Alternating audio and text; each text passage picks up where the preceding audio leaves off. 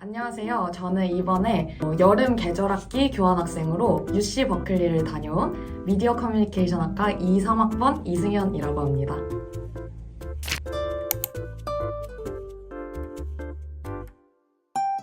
제가 갔다 왔던 계절학기 단기 파견과 같은 경우에는 단기 파견 가는 방학 직전 방학의 신청 기간이에요. 그래서 제가 여름방학 때 갔다 왔으니까 겨울방학 때 신청을 하면 되고, 그래서 이 기간을 맞춰서 서류를 넣게 되는데, 이 서류들을 한양대학교에 넣고 한양대학교에서 승인이 나면은 해외 대학으로 서류를 보내야 합니다. 그 해외 대학에서도 승인이 나면 최종적으로 교환학생을 가게 되는 건데, 이 교환학생을 가기 전에 이제 비자랑 해외 대학교 측에서 요구하는 서류들이 있어요. 저는 그 한 가지 예로 굉장히 어려웠던 게 예방접종이 있었는데, 그 예방접종이 한 달을 텀을 두고 2차를 맞아야 되는 그런 예방접종도 있기 때문에 그런 거를 조금 더 잘 살펴보시고 지원을 하면 좋을 것 같습니다. 안 중요하다고는 말씀드릴 수 없습니다. 그렇지만 저는 가장 높은 학점을 가지고 있을 때 뭐라도 해보자 라는 생각이 있었기 때문에 제가 학점이 높을 때 지원을 했는데, 학점이 낮아도 누구든지 갈 수 있습니다. 왜냐면 제가 지원한 단기 파견 같은 경우에는 2순위까지밖에 못 적어요. 근데 학기 파견과 같은 경우에는 10개 넘는 대학을 지원할 수 있는 걸로 알아서 학점 가지고 나는 교환학생에 못 간다, 이렇게 단념하지 않으셨으면 좋겠습니다. 누구든 할 수 있습니다.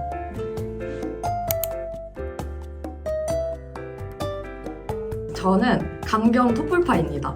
그런 이유가, 토플은 리딩, 리스닝, 스피킹, 라이팅 이렇게 4가지 세션으로 이루어져 있는데, 이 4가지를 준비하면서 또 배울 수 있는 게 되게 많거든요. 토익 같은 경우에는 리딩, 리스닝밖에 없잖아요. 근데 이걸 공부하다 보면은 정말 이게 효과가 있을까? 정말 실효성이 있을까? 이런 의문들이 들 수 있는데, 사실 토플을 공부하면서도 이걸 정말 써먹을 수 있을까라는 생각이 많이 들긴 했어도 제 어학 실력을 높여주는데 토플 공부가 공이 컸던 것 같습니다. 그래서 단어나 정말 실생활에서 쓸 수 있는 그런 회화 같은 거는 따로 공부를 해야 될 수도 있겠지만, 그래도 토플을 준비하면서 어느 정도 제 영어 실력을 테스트해 볼 수 있고, 또 토플이 정말 전 세계로 통용이 되기 때문에 이 토플 하나만 잘 해두면은 정말 많은 기회를 엿볼 수 있다고 생각을 해서 저는 토플을 추천드립니다. 학기 파견과 같은 경우에는 한양대학교 학비를 내고 해외 대학을 다닐 수 있는 기회를 제공하는 건데, 계절학기 단기 파견 같은 경우에는 해외 대학의 계절학비 비용을 내고 다니게 됩니다. 그래서 대학마다 그 비용이 굉장히 상이하지만 제가 갔던 UC 버클리 같은 경우에는 학비와 기숙사비를 전부 다 포함해서 또 식비까지 포함이 되어 있었어요. 학식, 기숙사비, 학비 이렇게 3가지 포함해서 한 1,000만 원 정도 들었던 것 같습니다. 그리고 거기 가서 생활했던 비용은, 저는 미국에 가서 생활비를 정말 아끼지 않았기 때문에 한 달 동안 200만 원 정도 들었던 것 같습니다. 근데 사실 이 비용을 감당할 만큼 이게 정말 좋은 기회인가, 이렇게 망설이는 분들이 계실 수도 있을 것 같은데, 그 비용만큼 더 열심히 더 재밌게 살아보자 라는 이런 마음가짐 하나면은 충분히 그 비용을 뽕 뽑을 수 있는 기회라고 생각을 합니다. 정말 가보시는 거 추천드립니다. 제가 간 학교는 기숙사가 지원이 되는 학교였습니다. 그래서 지원을 하실 때 이런 기숙사나 학식 이런 게 지원이 되는지 가장 먼저 살펴보는 게 좋을 것 같고요. 지인 중에 단기 파견을 계획하고 있는 친구가 있는데, 그 친구는 홈스테이를 한다고 하더라고요. 그래서 그 홈스테이 서약서나 이런 편지 같은 그런 레터를 보내면 홈스테이도 따로 신청할 수 있는 걸로 알고 있습니다. 그리고 주변 건물이나 따로 호텔이나 에어비앤비 이런 곳에서 지내는 친구들도 있는 것 같았습니다. 저는 약간 맨땅에 헤딩 느낌으로 가서 아무 정보도 없을 때 시작을 했는데 일단 한양대학교 국제처에 나와 있는 모집 요강을 찬찬히 다 살펴보시고 또 그 모집 요강을 보면은 해외 대학별로 들어갈 수 있는 사이트가 있는데 직접 들어가셔서 해외 대학에서 제공하는 그런 정보들을 직접 확인하는 게 가장 좋은 방법인 것 같습니다. 친구들과 소통을 할 때 한국어처럼 속마음을 이야기한다던가 혹은 제가 하고 싶은 위로나 응원 같은 메시지가 있는데 그런 메시지가 잘 전달이 되지 않았다고 느껴졌을 때 가장 큰 언어 장벽을 느꼈던 것 같습니다. 그래서 제 마음을 어떻게 하면 잘 표현할 수 있을까 항상 생각을 했던 것 같고 이거를 집에 돌아온 뒤에 자꾸 연습을 해봤던 것 같습니다. 그렇게 하다 보니까 실제로 한 달이 지나고 나서는 조금 더 편하게 소통을 할 수 있었고 모르는 것이 있으면 그냥 바로 이거, 저거 어떻게 영어로 표현해? 이런 식으로 물어볼 수 있는 용기를 가지시는 게 가장 중요하다고 생각을 합니다. 굉장히 차이가 있다고 느꼈습니다. 한국인들과 놀지 않았어서 아침에 일어날 때부터 저녁에 잠들기 전까지 한국어를 쓸 일이 단 한 번도 없었습니다. 그렇게 되니까 머릿속으로 생각하는 것도 영어로 먼저 떠올리게 되고 영어만을 사용하면서 그렇게 살아가는 게 정말 영어 회화에 큰 도움이 될 수도 있겠다라는 생각을 하게 되었습니다.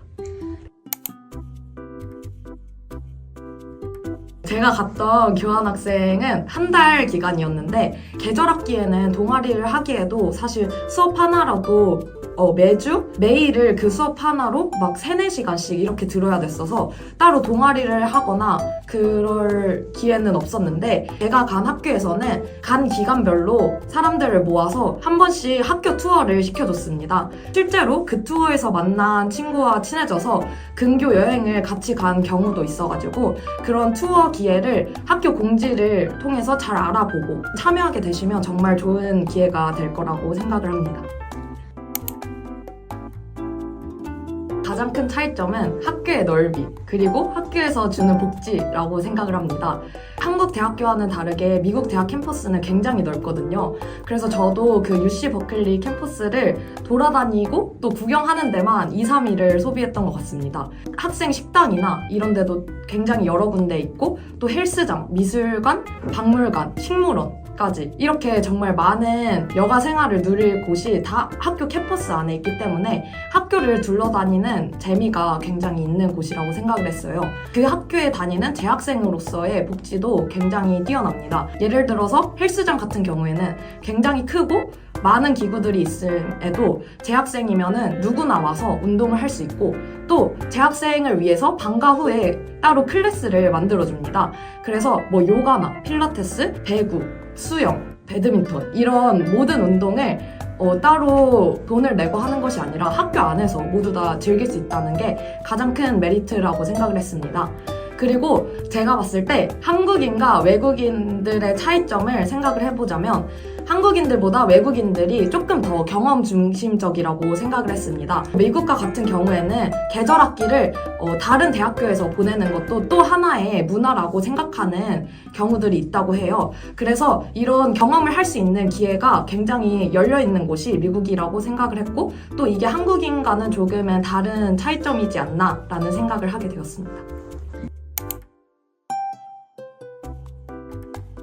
정말 K-팝한테 너무 감사한 게요. 외국인 친구들이 K-팝에 관심이 있는 친구들이 굉장히 많습니다. K-드라마도 그렇고요. 그래서 제가 BTS와 같은 나라에서 왔다라고 처음에 자기소개를 했는데 그때 이후로 친구들이 나는 BTS의 누구 팬이야 이러면서 이렇게 제 주변으로 자연스럽게 모이게 되더라고요. 어느 나라에서든지 살 수 있다는 그런 한국인으로서의 자부심이 생기게 되었습니다. 인종차별과 같은 경우에는 미국은 정말 다인종 국가입니다. 그래서 사실 동양인이라고 그런 차별이 있는 경우는 거의 드물다고 생각을 해요. 제가 갔던 학교의 경우에도 중국인, 일본인, 한국인 이런 동양인들이 굉장히 많은 비율을 차지했고 그렇기 때문에 인종차별은 정말 단 하나도 느낄 수 없었습니다.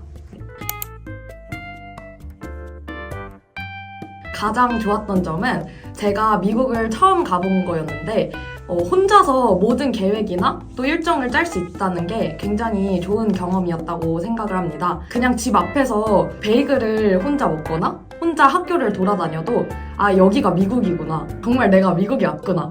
이러면서 혼자 그렇게 그 미국 뽕에 차가지고 그렇게 돌아다닐 수 있다는 게 굉장히 좋은 점이었던 것 같고, 제가 갔던 그 UC 버클리의 경우에는 캘리포니아였어서 날씨가 진짜 정말 좋았어요. 그래서 그 날씨도 그렇고 한국과는 다른 새로운 환경과 문화가 정말 저를 매일을 설레게 만들었던 것 같습니다.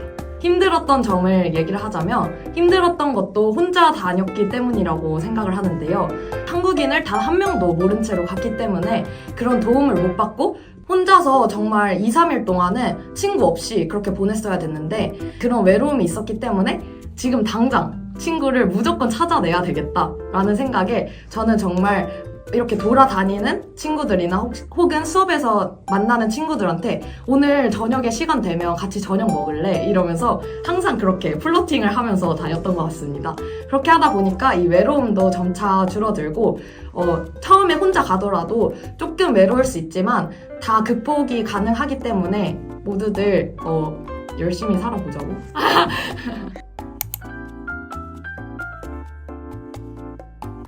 최종 꿈은 PD가 되는 것인데요. 제 눈앞에 있는 일을 열심히 하면은 그 목표를 달성하면서 제가 성장을 하게 되면 어느샌가 저는 제 꿈에 도달해 있겠다고 생각을 하는 사람입니다.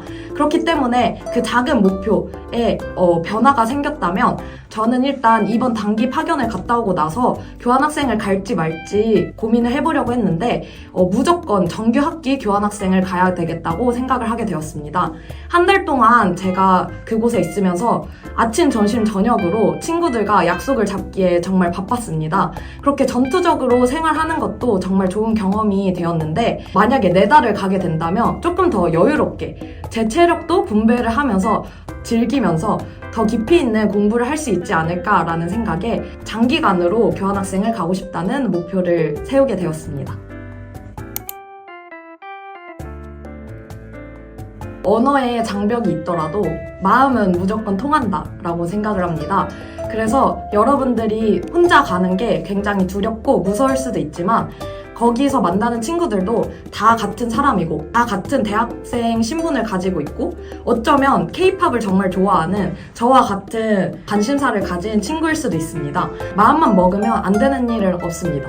영어가 조금 부족하다고 느끼더라도 친구들을 사귀고 또 그 친구들에게 진심을 보여준다면 그 친구들도 서슴지 않고 여러분들에게 다가올 것이며 또 여러분들을 좋아해 줄 거라고 믿습니다. 그래서 적응을 하거나 혹은 학교 생활을 할 때 어려움이 있더라도 그 어려움을 모두 다 극복할 수 있는 힘이 여러분들에게 있기 때문에 무조건 도전을 해보시길 바랍니다. 네. 첫 번째는 제가 그 교환학생을 갈 때 이불을 안 들고 갔었는데 기숙사에서 이불이 지원이 안 되더라고요. 그래서 이불이랑 베개 없이 교환학생 간 기간 동안 살았습니다. 근데 이거를 미국인 친구들한테 말하니까 굉장히 놀라워하더라고요. 그거 없이 살다가 어떤 한국인 분을 만나게 돼서 그분이 침낭을 빌려줘서 그걸 덮고 자는 그런 경험을 했습니다. 아주 야생에서 살았다고 볼 수 있죠. 두 번째는 제가 놀이공원을 친구들이랑 놀러 갔는데 그 놀이공원에서 기구를 타기 전에 가방을 맡겨두잖아요. 가방 맡겨둘 때 소매치기를 당했습니다. 그래서 지갑이 없어져가지고 제가 한국에서도 학생증을 재발급을 안 해봤는데 미국에서 학생증도 재발급받고 그 기숙사 열쇠도 다시 돈을 내고 그 벌금을 냈습니다. 기숙사 벌금을. 세 번째는요. 미국에 갔을 때 미국이 되게 개방적인 나라인 줄 알았어요. 근데 저녁에 어둑어둑해지기만 하면 친구들이 다 집으로 들어가는데 이게 정말 노숙자도 길거리에 너무 많고 마약을 한 사람들도 너무 많아서 위험해가지고 다들 그렇게 어둑어둑해지면은 다들 집에 들어가더라고요. 그래서 제가 수업이 끝나고 밥 먹고 헬스장 갔다 오면은 하루 일과가 끝나는 그런 일정을 보낸 게 제가 생각했던 그런 개방적인 미국과는 굉장히 달라서 놀랐습니다. 이게 제가 실제로 미국에 들고 갔던 가방인데요.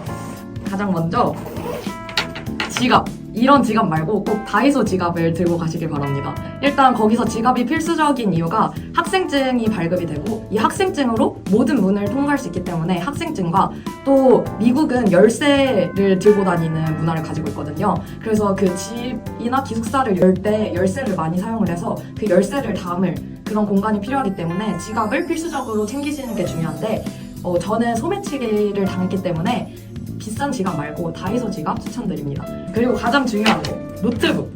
노트북은 꼭 들고 다녔고요. 노트북과 세트로 충전기도 들고 다니는데 여러분 정말 잊지 마셔야 될 게 충전기를 들고 다니면서 멀티 어댑터를 꼭 챙기셔야 됩니다. 제가 지금도 멀티 어댑터를 안 챙겼는데요. 이 멀티 어댑터가 없으면 해외에서 충전을 하실 수 없기 때문에 꼭 챙기시길 바랍니다. 화장품은 언제 친구들과 놀러 갈지 모르기 때문에 챙기시는 걸 추천드리고 또 선글라스. 네, 선글라스 진짜 햇빛이 저는 제가 태어나서 선글라스를 써본 적이 단 한 번도 없었거든요. 근데 거기는 햇빛 때문에 정말 눈이 상할 것 같다는 생각이 들어요. 그래서 선글라스를 필수로 챙기시는 걸 추천드립니다. 한번 꺼내서 써주시면 안 되나요? 지금 사실 이게 선글라스 통이 아니에요. 아이고. 안경통입니다.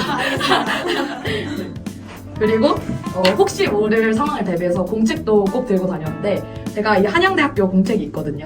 이거를 친구들한테 보여주면서 나 이 대학에서 왔다 했는데 사실 아는 친구들은 별로 없긴 했지만 그렇습니다. 이거 보니까 여기 제가 진짜 들고 갔던 가방이라 이렇게 달러도 아직 들어가 있습니다. 그리고 마지막으로 물병이 진짜 중요하다고 생각을 하는 게 해외에 나가서 살게 되면은 물도 다 돈이잖아요. 그래서 이 돈을 아끼려면 물을 채울 수 있는 공간에서 이 물을 채워서 다니는 게 중요하다고 생각을 했기 때문에 생활비를 조금이라도 아끼기 위해서 물병을 들고 다니시는 걸 추천드립니다. 이상입니다.